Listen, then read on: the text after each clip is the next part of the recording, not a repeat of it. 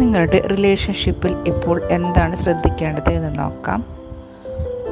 ഒരു ഫ്ലാഗ് ആണ് വന്നിരിക്കുന്നത്. നിങ്ങളുടെ നിലവാരം നിങ്ങൾ സൂക്ഷിക്കണം.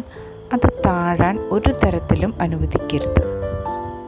ചിലപ്പോൾ ചില ദുർബല നിമിഷത്തിൽ നമ്മളുടെ നിലവാരം വിട്ട് കുറച്ച് താഴേക്ക് പോരാൻ ചിലപ്പോൾ നിർബന്ധിതരായിരിക്കും, അല്ലെങ്കിൽ അങ്ങനെ ഒരു ടെംപ്റ്റേഷൻ നമുക്ക് വരും.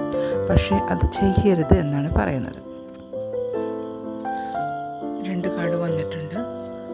Fire woman, dealings or relationship with a woman with blonde, grey or white hair. ഇത്തരത്തിലുള്ള ഒരു സ്ത്രീയുമായി നിങ്ങൾക്ക് ചില ഇടപെടലുകൾ ഉണ്ടാവാൻ സാധ്യതയുണ്ട്.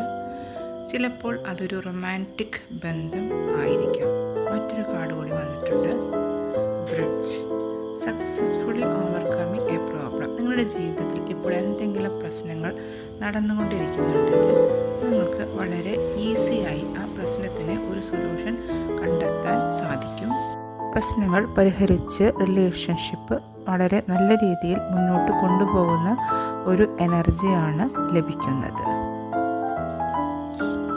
അടുത്തതായി റൊമാൻസ് അല്ലെങ്കിൽ ലവ് ആണ് വന്നിരിക്കുന്നത്.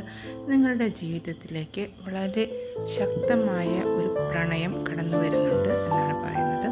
ഓൾറെഡി റിലേഷൻഷിപ്പിൽ ഉള്ളവരാണെങ്കിൽ നിങ്ങൾ തമ്മിലുള്ള നിങ്ങളുടെ പങ്കാളിയുമായുള്ള ബന്ധം കൂടുതൽ ദൃഢമാവാനാണ് പോകുന്നത്.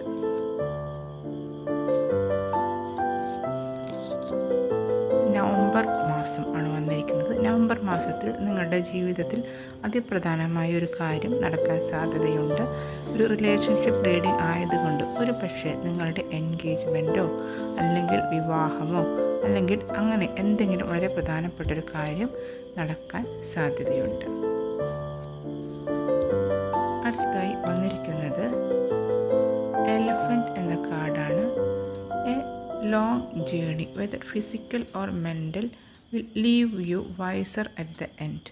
ഇത് കൂടുതലായിട്ട് ഫിസിക്കൽ ആയിട്ടുള്ളൊരു യാത്രയേക്കാൾ കൂടുതൽ ഒരു മെൻ്റലായിട്ടുള്ള, അതായത് നിങ്ങൾ മാനസികമായി കൂടുതൽ ഒരു പക്വത കൈവരിക്കുന്നു.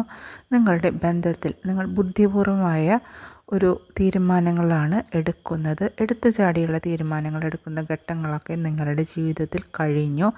ഇപ്പോൾ നിങ്ങൾ ജീവിതാനുഭവങ്ങളിൽ നിന്ന് പാഠങ്ങൾ ഉൾക്കൊണ്ട് അതനുസരിച്ച് മുന്നോട്ട് ഉള്ള ജീവിതം, കോംപ്രമൈസുകളും പരസ്പരമുള്ള ദൃഢവിശ്വാസവും ആശയവിനിമയവും എല്ലാം ഉൾക്കൊണ്ടുകൊണ്ട് മുന്നോട്ട് പോകണം എന്നാണ് ഇപ്പോൾ നിങ്ങൾ തീരുമാനിക്കാൻ പോകുന്നത്.